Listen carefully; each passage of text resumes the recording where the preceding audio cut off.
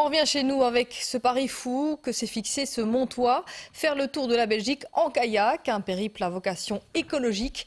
Antoine Skurwegen et Didier Klipp ont assisté au départ ce matin à Bruxelles. Reportage.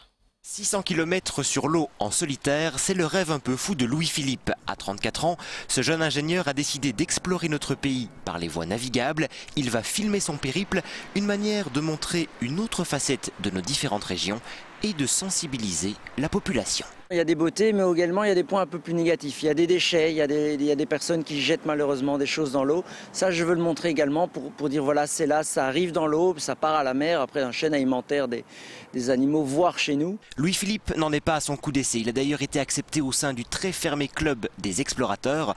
En Belgique, ils sont 2 à en faire partie, lui et Alain Hubert. Ces lettres de noblesse, il est allé les chercher aux 4 coins du monde. La dernière fois, il a été dans le désert, il a fait 800 km tout seul, il a été en Tasmanie, il s'est gelé les doigts de pied, il a été en Australie faire plein de trucs, il a vendu du chocolat en haut du mont Everest. Mais pour cette nouvelle aventure, il ne s'est pas vraiment préparé. Son premier cours de kayak, il l'a pris il y a 3 semaines, d'où une certaine appréhension.